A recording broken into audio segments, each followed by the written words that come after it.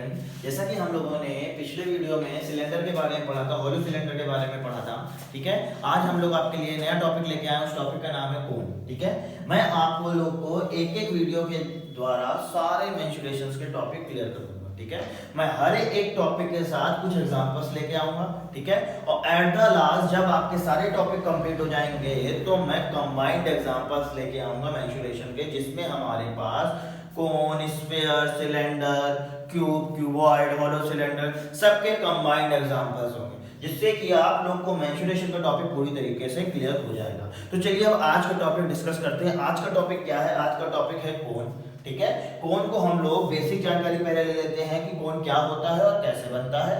तो कोन जो हमारे सामने ये बना हुआ है, इसको हम लोग जनरल नॉलेज में जोकर की टोपी कह सकते हैं। हम लोग के घरों में जब हम लोग का बर्थडे होता है तो हम लोग टोपीज लगाते हैं केक काटने के लिए, ये उसके शेप की होती है। ठीक है, आप लोग ऐसे भी कह सकते हैं, कभी कभी हम लोग जब टेंट लगाते हैं, तंबू लगाते हैं कहीं पे जाकर के आउटर में, तो वहां पे भी हम लोग तंबू भी इसी आकार का कभी कभी लगाते हैं। ठीक है, तो इस शेप को हम लोग कोन कहते हैं, हिंदी में इसको हम शंकु कहते हैं। ठीक, चलिए अब हम लोग देखते हैं कि इस शेप में क्या क्या चीजें होती हैं हमारे पास। तो देखिए ये हमारी क्या होती है? हाइट। ठीक है, यानी कि ये CO जो है ये हमारी क्या है? हाइट है। इसको हम लोग H से डिनोट करते हैं। OB जो हमारी होती है वो हमारी रेडियस होती है। जो हमारे पास कोन का बेस होता है ये एक सर्कल शेप में होता है। ठीक है, जैसे हमारे सिलेंडर में था। ठीक, जो हमारे पास कोन का फ्रंट होता है वो एक पॉइंट होता है। ठीक है, ये हमारा क्या है? एक पॉइंट है, और नीचे क्या है? हमारे पास एक सर्कल होता है। ठीक है, अब हमारे पास ये क्या है? रेडियस है। ये क्या है? हाइट है। अब एक नया टर्म आता है हमारे पास BC, ये जो हमारे पास टेढ़ी टेढ़ी एक लाइन दी हुई है। ठीक है, ये टेढ़ी लाइन को हम लोग कहते हैं स्लैंट हाइट। ठीक है, क्या कहते हैं? स्लैंट हाइट कहते हैं। इसको हम L से डिनोट करते हैं। स्लैंट हाइट का मतलब टेढ़ी ऊंचाई, तिर्यक ऊंचाई भी कहते हैं इसको हम लोग। क्या कहते हैं? तिर्यक ऊंचाई या स्लैंट हाइट इसको हम लोग कहते हैं। इसको हम लोग L से डिनोट करते हैं। अब एक चीज आती है कि सर अगर ये चीज आई है, ये नई है, तो इसका भी एक अपना फॉर्मूला होना चाहिए। तो यस, बिल्कुल होता है इसका एक फॉर्मूला। चलिए हम लोग ये जो फिगर बना है, इस फिगर से स्लैंट हाइट का फॉर्मूला फाइंड आउट करते हैं। ठीक है, आप सबको पता है पाइथागोरस थ्योरम। पाइथागोरस थ्योरम क्या होती है? पाइथागोरस थ्योरम हमसे ये कहती है कि अगर कोई राइट एंगल ट्रायंगल है, यानी कि उसमें एक एंगल 90 डिग्री है, ठीक है, तो उसमें पाइथागोरस थ्योरम अप्लाई होगी। और कहती क्या है? कहती ये है कि बेस का स्क्वायर प्लस परपेंडिकुलर का square is equal to hypotenuse का स्क्वायर। ये हमसे क्या कहती है? पाइथागोरस थ्योरम कहती है। तो चलिए इसमें हम लोग पाइथागोरस थ्योरम यूज करते हैं। तो देखिए ये बेस है R, ये हमारा क्या है? हाइट H यानी परपेंडिकुलर। तो क्या हो जाएगा? बेस यानी R का स्क्वायर और प्लस हमारे पास ये कितना है? परपेंडिकुलर। परपेंडिकुलर हमारे पास H है, H स्क्वायर, और इक्वल टू हमारे पास हाइपोटेनस कितना है? L है, यानी L स्क्वायर। ये तो चीज क्लियर हो गई। हमने क्या लगा दी? पाइथागोरस थ्योरम लगा दी। अब जब पाइथागोरस थ्योरम ये लग गई हमारे पास, तो इस स्क्वायर को हम इस साइड लेके आएंगे तो L बराबर क्या हो जाएगा? Root H square plus R square. Square इस साइड आता है तो रूट में चेंज हो जाता है। ये हमारा तिर्यक ऊंचाई के लिए फॉर्मूला हो जाएगा। ठीक है, हमने ये फिगर कहां से आया? ये फिगर हमने इसी फिगर को यहां से पूरा उठा के इधर लगा दिया। ठीक है, ये फिगर और कहीं से नहीं आया। तो हमारे पास जो स्लैंट हाइट का फॉर्मूला आएगा वो क्या आएगा? Root H square plus R square. ये हमारी क्या हो जाएगी? स्लैंट हाइट यानी तिर्यक ऊंचाई। ठीक, अब हम लोग नेक्स्ट पढ़ते हैं फॉर्मूला, वो होता है सरफेस एरिया का फॉर्मूला। ठीक है, सरफेस एरिया क्या होता है इसका? तो इसका सरफेस एरिया होता है पाई आर एल। ठीक है, पाई आर एल मींस क्या हो जाएगा? पाई आर क्या है हमारे पास? रेडियस है, और एल क्या है हमारे पास? स्लैंट हाइट है। अगर हम लोग पाई आर में स्लैंट हाइट का मल्टीप्लाई कर दें तो ये हमारे पास क्या आ जाएगी? सरफेस एरिया ऑफ अ कोन। ठीक है, इसको हम लोग सरफेस एरिया को ही कर्व सरफेस एरिया कहते हैं। तो अगर आपसे CS से पूछे या केवल सरफेस एरिया पूछे तो आप पाई आर एल ही लगाएंगे। ठीक है, जब तक कि आपसे टोटल सरफेस एरिया ना पूछे तब तक कि आप ग्यारह फॉर्मूला नहीं लगाएंगे। ठीक है, चलिए अब देखते हैं टोटल सरफेस एरिया कैसे फाइंड आउट होगा। तो देखिए सिलेंडर में हम लोगों ने क्या किया था? कर्व सरफेस एरिया निकाला था, फिर उसमें बेस और फ्रंट को ऐड कर दिया था सिंपल वे में। इसमें हम लोग क्या करेंगे? इसमें हमारे पास केवल क्या है? बेस है। तो हम लोग क्या करेंगे, बेस को ऐड कर देंगे केवल। फ्रंट तो हमारे पास है नहीं, फ्रंट तो हमारे पास क्या है, एक पॉइंट है, तो हम लोग क्या करेंगे, केवल बेस को ऐड कर देंगे। तो ये क्या हो जाएगा, हमारे पास कर्व सरफेस एरिया कितना आएगा, पाई आर एल आ जाएगा। ठीक है, कर्व सरफेस एरिया कितना आ जाएगा, पाई आर एल। और इसमें क्या ऐड कर दे, बेस। तो बेस इसका क्या है, एक सर्कल है, और सर्कल में हमें रेडियस कितनी गिवन है, आर गिवन है। तो ये क्या हो जाएगा, पाई आर स्क्वायर। मेरी बात समझ में आ रही है कि नहीं आ रही है। अब इसके बाद क्या करेंगे हम लोग, देखिए ये पाई आर है, ये भी पाई आर है, दोनों में पाई आर है, कॉमन कर लीजिए पाई आर, क्या आ जाएगा, pi R L plus R. ठीक, क्लियर है। ये हमारा क्या आ जाएगा, total surface area of a cone, pi R L plus R, where L is a slant height. Clear है मेरी बात। अब देखते हैं हम लोग वॉल्यूम कैसे निकालते हैं। तो वॉल्यूम हमारे पास इसका होता है, हम लोगों ने सिलेंडर का क्या याद किया था, सिलेंडर का याद किया था हम लोगों ने पाई आर स्क्वायर एच। सिलेंडर का वॉल्यूम क्या याद किया था, सिलेंडर का वॉल्यूम हम लोगों ने याद किया था पाई आर स्क्वायर एच। यही तो ये लर्न किया था हम लोगों ने, सिलेंडर का वॉल्यूम होता है पाई आर स्क्वायर एच, बस इसका 1/3 कर, तो ये हो गया हमारा किसका वॉल्यूम, ये वॉल्यूम हो जाता है कोन का। ठीक है, हमें कुछ नहीं करना है, सिलेंडर का वॉल्यूम क्या याद किया था, पाई आर स्क्वायर एच, और इसका हमें क्या कर देना है, 1/3 कर देना, ये हमारा किसका वॉल्यूम हो जाएगा, कोन का वॉल्यूम हो जाएगा। अच्छा, अब एक कंफ्यूजन और आएगी दिमाग में कि सर याद कैसे रहेगा, 1/3 करना है कि 1/4 करना है। तो बहुत सिंपल सी चीज है, देखो इसको हम लोग अगर ऐसे कर दें, यहां से भी ऐसे कर दें, तो ये एक क्या फॉर्म होता है, सिलेंडर फॉर्म हो जाएगा। देखना अभी ये बन गया सिलेंडर, है कि नहीं। और ये क्या है, हमारे पास कोन है। तो ये जो कोन है, इसमें देखो एक सिलेंडर में एक कोन ये निकल रहा है, एक कोन हमारे पास ये निकल रहा है, और एक कोन हमारा ओरिजिनल वाला है। तो यानी कि एक सिलेंडर में कितने कोन निकाल रहे हैं, 3 कोन निकाल रहे हैं। बात समझ में आ रही है कि नहीं आ रही है। तो सिलेंडर के एरिया का 1/3 होगा। क्यों होगा, क्योंकि एक सिलेंडर में कितने कोन निकाल सकते हैं, 3 कोन निकाल सकते हैं। दैट्स व्हाई हम 3 से डिवाइड कर देंगे, तो एक कोन का वॉल्यूम आ जाएगा, इसीलिए हम लोग डिवाइड कर रहे हैं। इतनी चीज जब क्लियर हो गई, अब लर्न तो नहीं करना पड़ेगा कि हमें वॉल्यूम क्या होता है कोन का, वो हमें अब लर्न रहने वाला है। क्यों लर्न रहने वाला है, क्योंकि हम सभी जानते हैं कि सिलेंडर का 1/3 हमारा क्या हो जाएगा, कोन का वॉल्यूम हो जाएगा हमारे पास। अब हम लोग क्या देखें, अब हम लोग कुछ क्वेश्चंस देखते हैं इसी कोन से रिलेटेड, कि कोन से रिलेटेड हमारे पास कौन कौन से क्वेश्चंस हैं। चलिए देखते हैं हम लोग। ठीक, पहला क्वेश्चन क्या है हमारे पास, पहला क्वेश्चन है cone of height 8 centimetre has a curve surface area 188.4 metre square, find its volume, take pi is equal to 3.14। Okay, चलिए देखते हैं। तो कोन की हमारे पास हाइट कितनी गिवन है, कोन की हमारे पास हाइट गिवन है 8 मीटर। हमें और कुछ गिवन है, यस गिवन है, हमें सरफेस एरिया गिवन है। सरफेस एरिया कितना गिवन है, ये गिवन है हमें 188.4। ओके, दो चीजें आ गई हमारे पास। सरफेस एरिया का फॉर्मूला हम जानते हैं क्या होता है, पाई आर एल होता है, पाई आर एल होता है, और ये हमें कितना गिवन है, 188.4 गिवन है। सिंपल हो गया। अब आगे क्या करेंगे हम, आगे ये करेंगे, हमें हाइट गिवन है, ठीक है, लेकिन हमें एल तो गिवन नहीं है, बट हम जानते हैं कि एल इज इक्वल टू क्या होता है, रूट एच स्क्वायर और प्लस आर स्क्वायर। ये हम जानते हैं, बिल्कुल जानते हैं। पुट कर दो इसकी वैल्यू, तो ये क्या हो जाएगा, pi R root H square और plus R square is equal to 188.4। ये आ जाएगा हमारे पास कि नहीं आ जाएगा, ठीक है। अच्छा, एक चीज और देख लेते हैं हम लोग।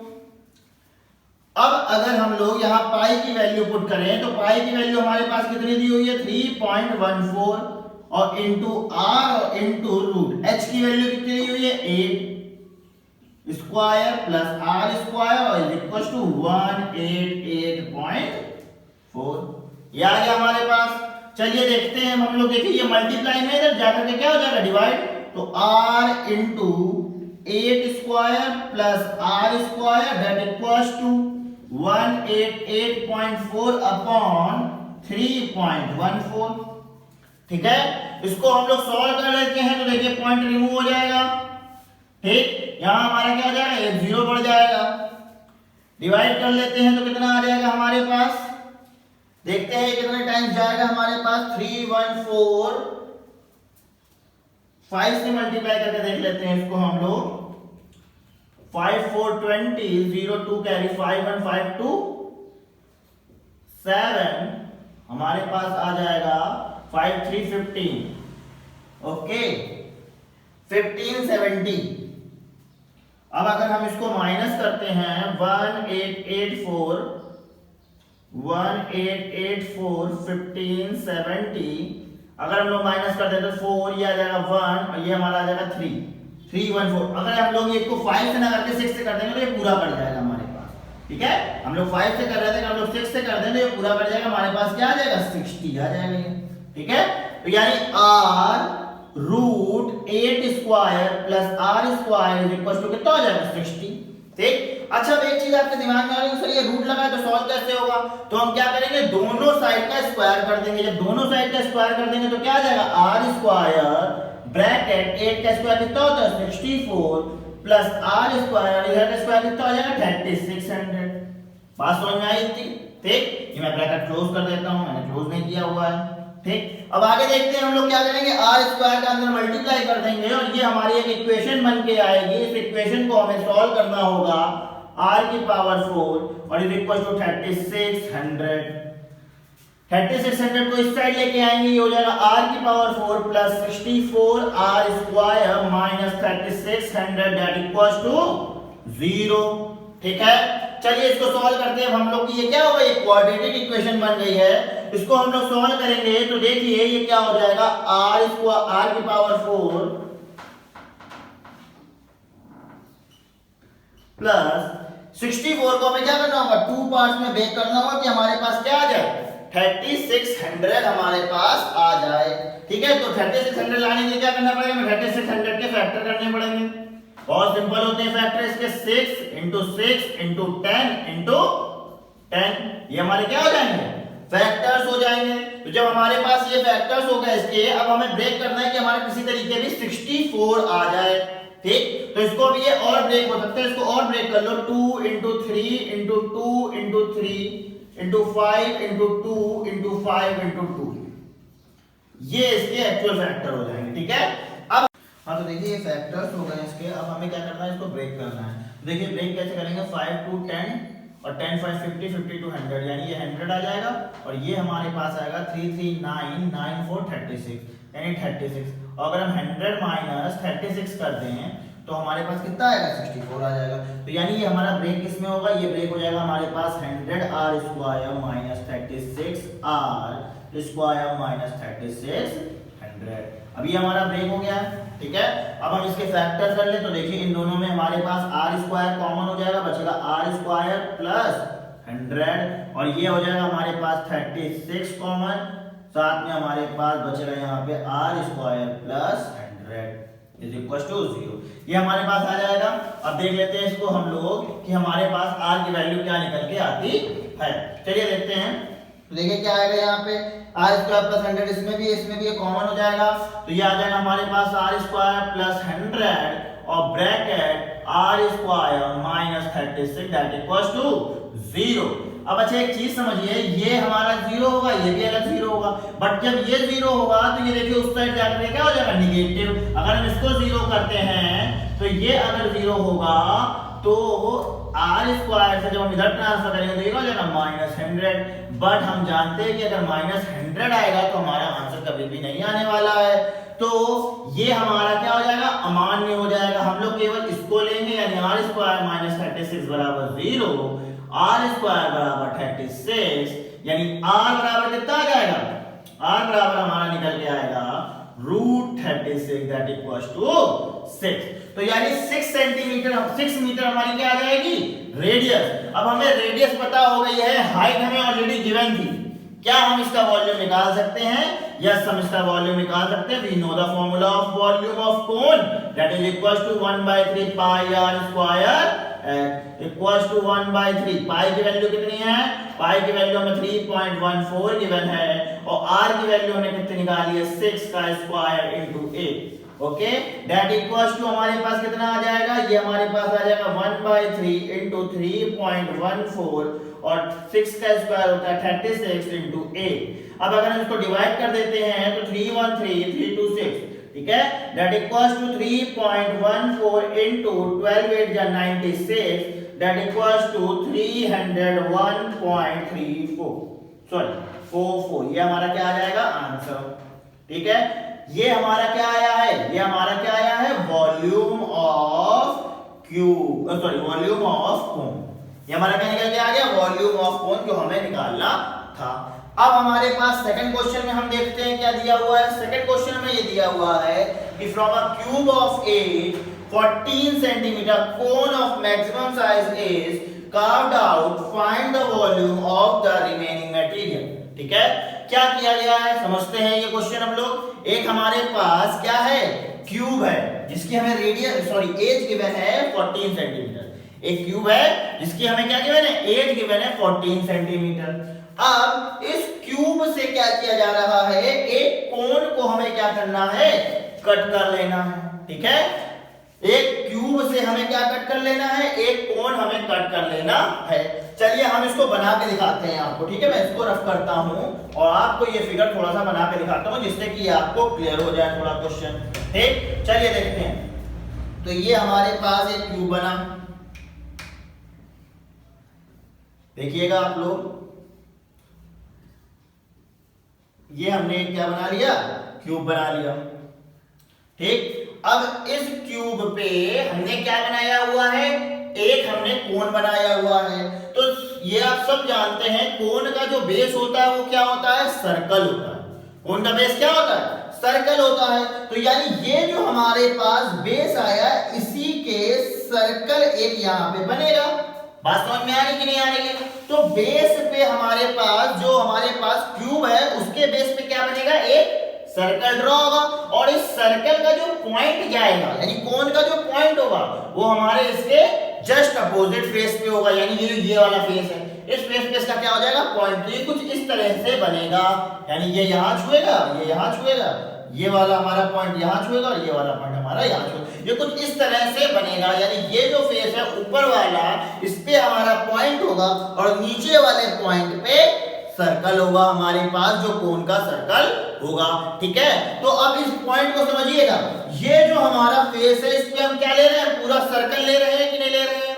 ठीक, तो अगर हम लोग इस पॉइंट पे पूरा सर्कल ले रहे हैं तो देखिएगा ये जो सर्कल हमारा बना है इस सर्कल में ये जो होगा ये इसका क्या होगा? डायमीटर होगा। बिल्कुल होगा कि नहीं होगा? ठीक है, तो यानी कि अगर हम लोग इसको डायमीटर ले रहे हैं, ठीक, समझिएगा जरा, अगर हमारे पास ये एक फेस है और इस पे हम ये ले रहे हैं सर्कल, तो ये हमारा डायमीटर हो गया। अब ये जो डायमीटर है ये हमारा किसके बराबर हो जाएगा? ये हमारा किसके बराबर होगा? साइड के बराबर होगा। तो यानी साइड कितनी आ जाएगी हमारे पास? 14 दी हुई थी, एज कितनी दी हुई थी? तो ये जो हमारा इसका डायमीटर हो जाएगा कोन का वो कितना हो जाएगा? 14 सेंटीमीटर। अब हमारे पास डायमीटर आ गया कोन का 14 सेंटीमीटर। ठीक है, जब डायमीटर हमारे पास आ चुका है तो अब हमें क्या निकालना होगा? अब हमें केवल उसकी हाइट निकालनी होगी। तो मैंने बताया कि एक फेस पे सर्कल है और दूसरे फेस पे क्या है? पॉइंट है। तो यानी ये हमारी जो हाइट होगी कितनी हो जाएगी? ये भी हमारी क्या हो जाएगी? 14 हो जाएगी। हमारे पास डायमीटर कितना आ गया? 14, हाइट कितनी आ गई? 14। अच्छा, डायमीटर 14 है तो रेडियस कितनी हो जाएगी? डायमीटर की हाफ, यानी हमारी रेडियस कितनी हो जाएगी? 7 हो जाएगी। तो हमारे पास अब रेडियस है 7 कोन की और हमारे पास क्या है? रेडियस है 7 और हाइट है 14 और हमारे पास क्यूब का जो एज है वो है 14। हमें क्या निकालना है? बचे हुए पार्ट का यानी बचे हुए मटेरियल का हमें वॉल्यूम निकालना है। तो कैसे निकलेगा भाई? कौन सा बचा हुआ पार्ट होगा? तो देखिए, वॉल्यूम ऑफ रिमेनिंग पार्ट कैसे निकलेगा? देखिए क्यूब से कट कर रहे हैं, पहली चीज तो ये क्यूब से हम क्या कट कर रहे हैं, कोण कट कर रहे हैं। तो यानी क्यूब का जो वॉल्यूम होगा उससे अगर हम कोण के वॉल्यूम को घटा दें, क्योंकि कोण का वॉल्यूम ही हम निकाल रहे हैं, तो क्यूब के वॉल्यूम से हम क्या करेंगे, कोण के वॉल्यूम को सब्ट्रैक्ट कर देंगे, तो हमारे पास रिमेनिंग पार्ट का आ जाएगा। तो volume of remaining part is volume of cube minus volume of कोण। ये तो चीज क्लियर है, ओके। चलिए माइनस करते हैं, तो वॉल्यूम ऑफ क्यूब कितना है, सबसे पहले हमारे पास एज है हमारे पास 14, तो हम जानते हैं वॉल्यूम ऑफ क्यूब क्या हो जाएगा, एज का क्यूब, यानी कि हमारे पास जो भी हमारे पास एज दी हुई है उसका होल क्यूब, ये हमारा क्या होता है, वॉल्यूम ऑफ क्यूब। अब ये कोण का हम जानते हैं क्या होता है, 1/3 पाई आर स्क्वायर एच, ठीक है। ये दोनों फॉर्मूले हम जानते हैं, वैल्यूज पुट कर देते हैं, 14 का whole cube minus 1/3 into 22/7 into R की वैल्यू मैंने कितनी बताई आपको, यहाँ पे ध्यान से देखिएगा, डायमीटर 14 था, रेडियस कितनी हो गई 7, तो यानी ये 7 का स्क्वायर इंटू हाइट हमारे पास कितनी हो गई 14। क्यों, क्योंकि हमने एक फेस पे लिया है पॉइंट और एक फेस पे लिया है सर्कुलर, टोटल हमारी जो हाइट होगी वो साइड हो जाएगी, यानी 14 सेंटीमीटर। दैट इक्वल्स टू, अब अगर हमें इसको माइनस करना है तो पहले इसको सॉल्व करना पड़ेगा। तो हम सभी जानते हैं कि जो 14 का क्यूब होता है वो होता है 27, 44 माइनस, अब अगर इसको हम सॉल्व करें तो देखिए 7 7 एक कट गया, एक 7 बचेगा हमारे पास, ये क्या हो जाएगा 1/3 22 into 7 into 14, that equals to 2744 minus 1/3।